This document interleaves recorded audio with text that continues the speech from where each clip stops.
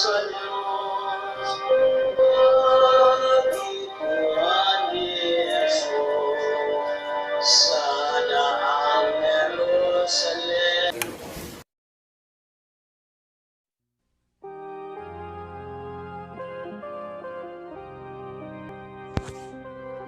The greatest hope for the Filipino people.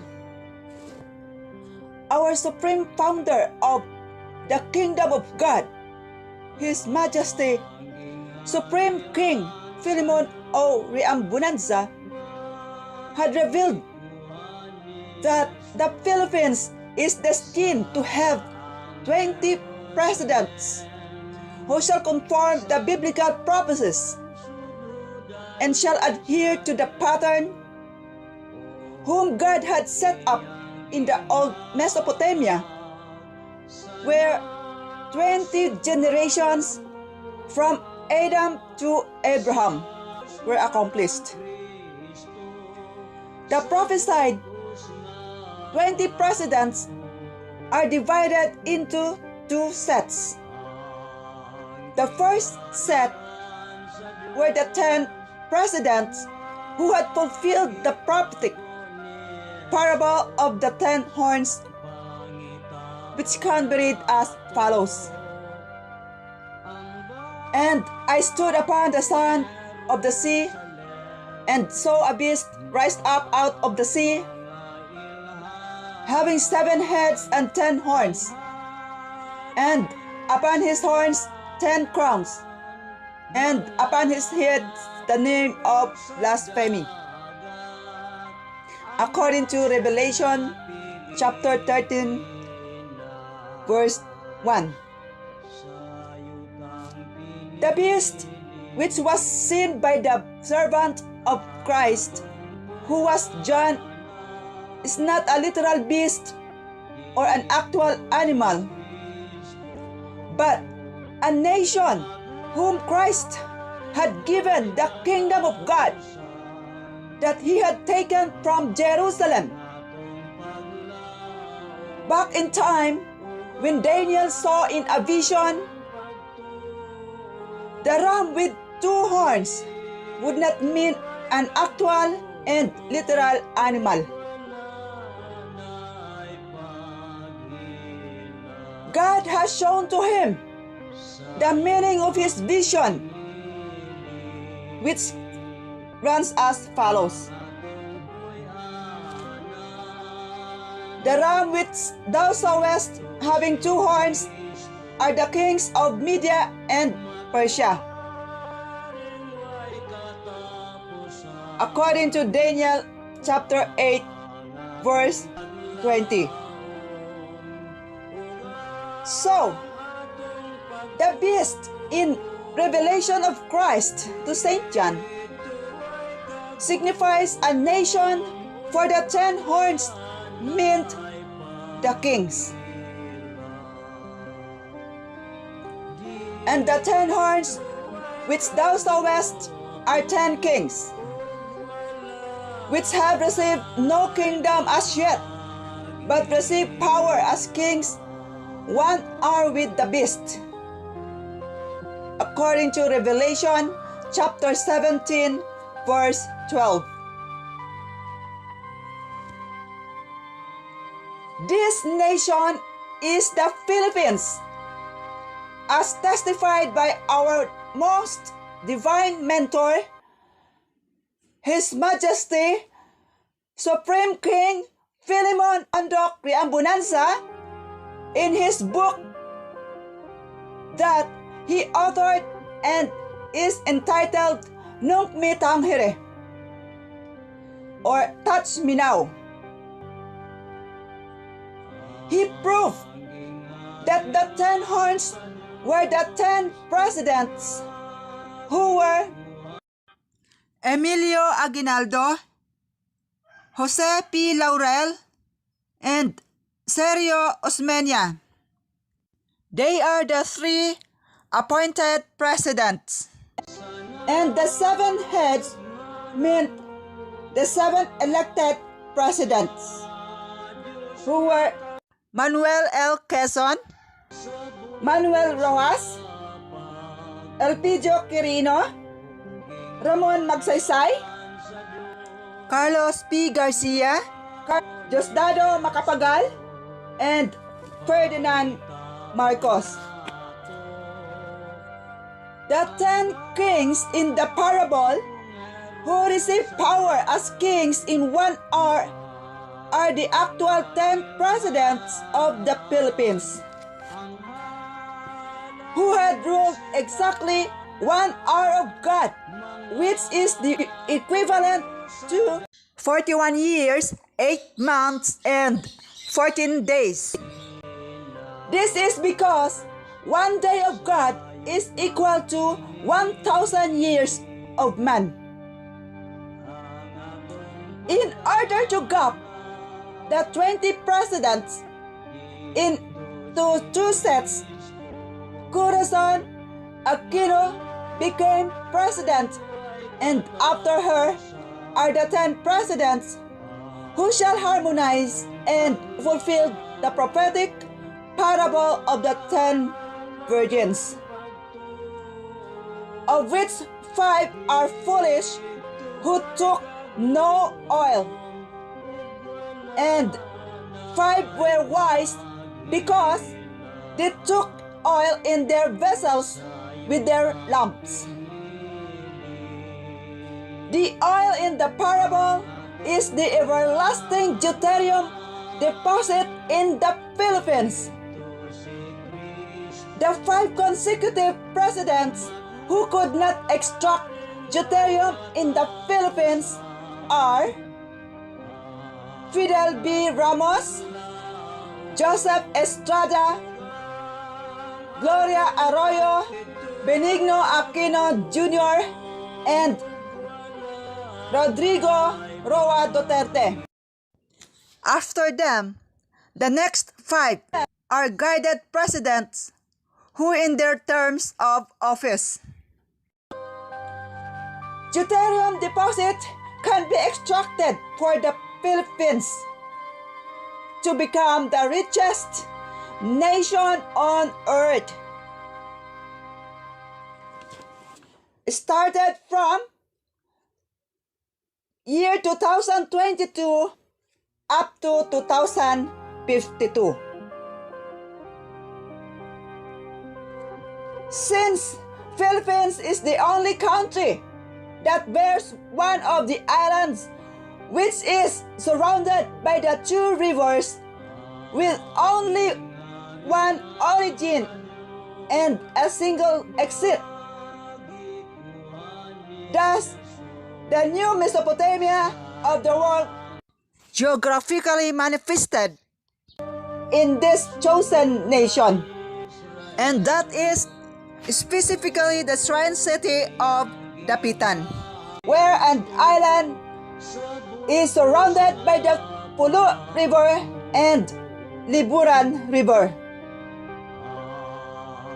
In a total viewpoint, God makes Philippines as His central supremacy for the entire world in due time, because the kingdom of God is already given to this nation since the year 1523.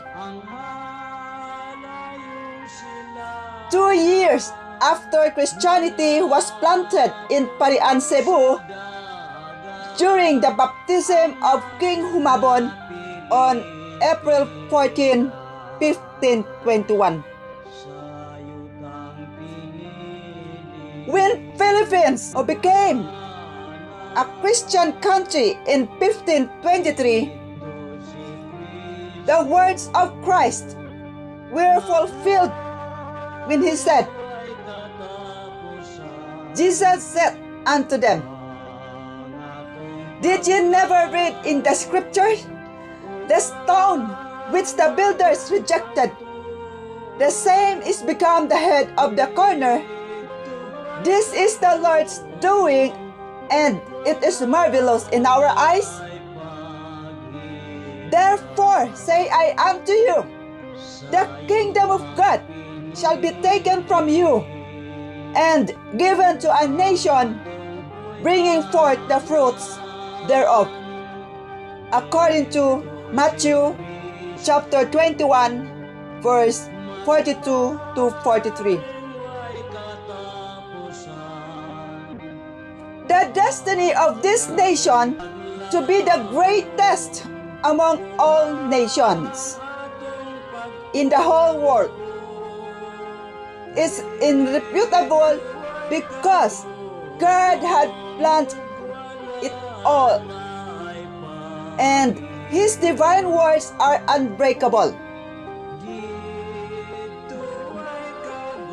We would remember the sacred promise of God as He mandated us to seek first the kingdom of God and His righteousness, so that all things shall be added.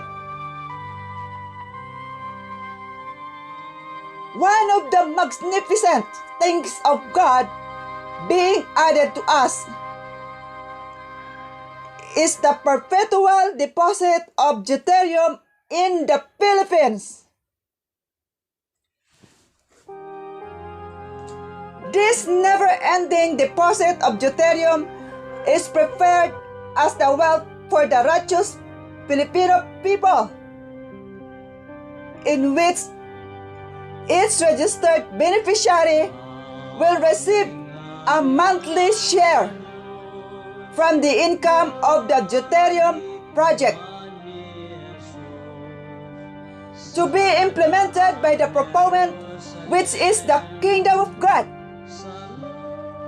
through its two implementing arms, namely the Royal Alpha Omega Ring Trading Corporation and the Philippine Deuterium Development and Management Corporation. These two corporations are under the chairmanship of His Majesty Supreme King Philemon Ondo Criambonanza for its ultimate undertaking for the materialization of God's plan for this nation. Since there is an existing presidential decree number 87 known as the Oil Exploration and Development Act of 1972 that the Philippine government gets 60% share from net sales of the project. Thus, the project proponent shall only have 40% share.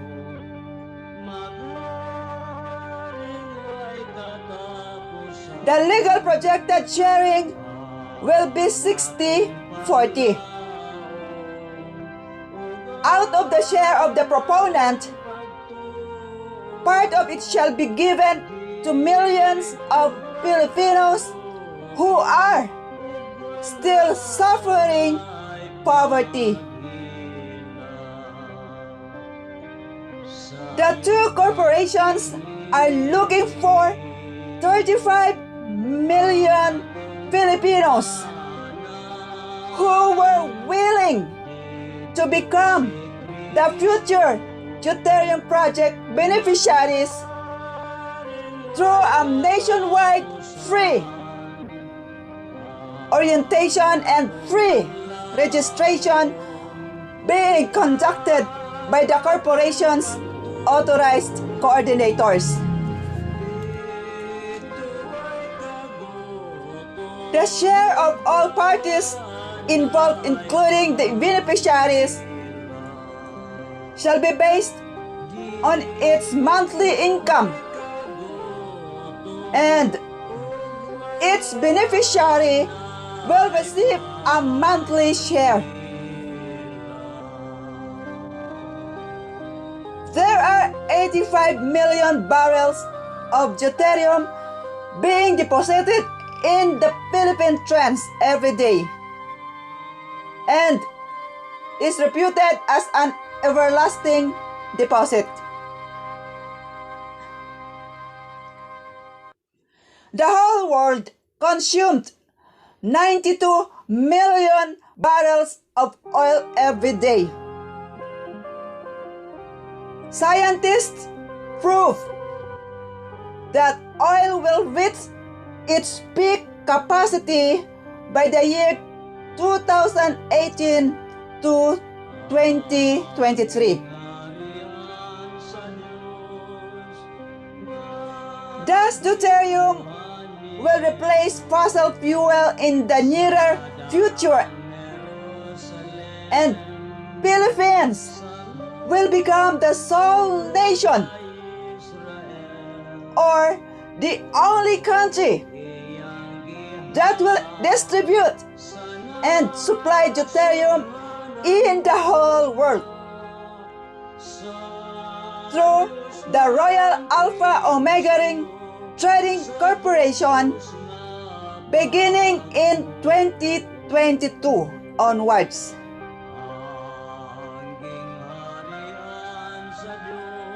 The never-ending daily deposit of deuterium in the Philippines, when it should be fully extracted, will suffice the demands of the whole world for energy fuel that will also solve global pollution, since the use of deuterium is not pollutant and non-toxic.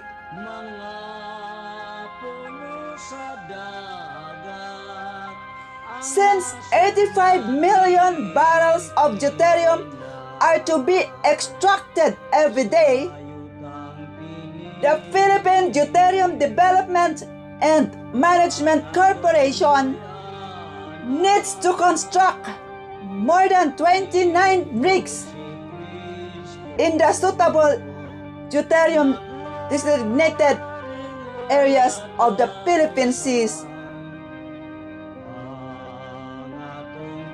so as to meet the daily demands of the whole world.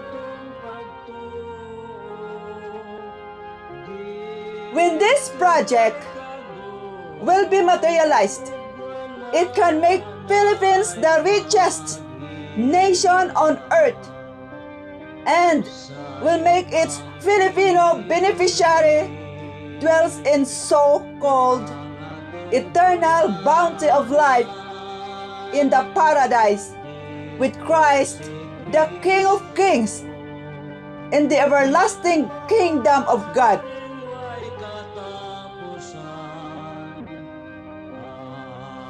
Thus, deuterium project in the Philippines is the primary solution from God to eradicate poverty among Filipinos.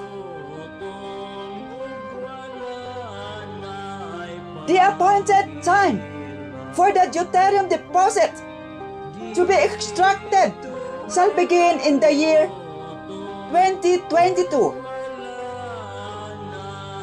It is because God gave us 40 years from the time the kingdom of God was established and founded by His Majesty Supreme King Philemon O. Riambonanza in the Shrine City of Dapitan on July 27, 1982.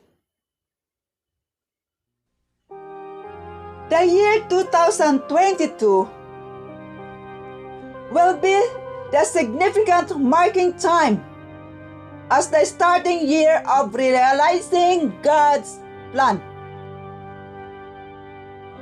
in eradicating poverty in the Philippines through a deuterium project. The time framework of this glorious project under the term of office of the 5 presidents shall be in 2022 to 2052. Within the span of 30 years, Philippines will reap the abundance of the sea as prophesied by the prophet Isaiah in chapter 60 verse 5. Then thou shalt see and flow together, and thine heart shall fear and be enlarged, because the abundance of the sea shall be converted unto thee. The forces of the Gentiles shall come unto thee. By means of trading, Deuterium as the best energy fuel shall be supplied in many nations of the entire planet. Consequently, great income shall be obtained, and sharing shall be done accordingly. Its beneficiary shall have a portion of its income, and shall enjoy in receiving it all throughout the existing of life until eternity, since Deuterium deposit in the Philippines is a perpetual wealth for the righteous Filipinos. From that day onward, what Isaiah had prophesied will come true. This can be read as follows.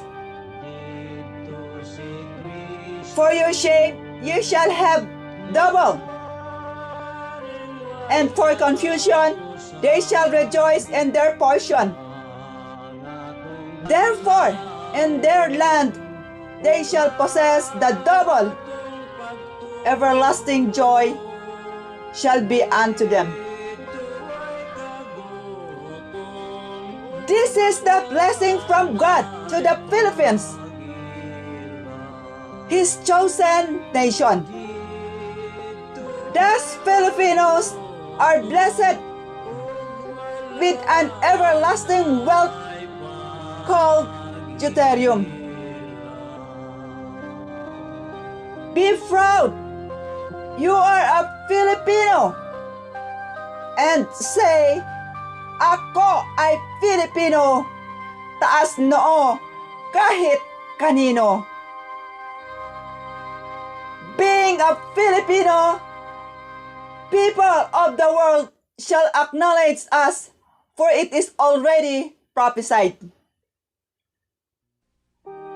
And their seed shall be known among the Gentiles, and their offspring among the people. All that see them shall acknowledge them, that they are the seed which the Lord hath blessed. My deepest sense of gratitude to the only source of wisdom, our most divine mentor, His Majesty, Supreme King Philemon Ondo Criambonanza, Supreme Founder of the Kingdom of God, Founding Chairman of ISM-TMI, Discoverer of the Philippine New Life Therapeutic Massage, Founding Chairman of the Royal Alpha Omega Ring Trading Corporation, Founding Chairman of the Philippine Deuterium Development and Management Corporation, Project Proponent and owner of the Deuterium Project for its beneficiaries, discoverer of designated areas for the Deuterium extraction in the Philippines and author of Nung Mitang Here. Walay lahing dato sa kalibutan. Kung dato man ang Japan, karon dato ng Amerika, dili makahimo sa Pilipinas.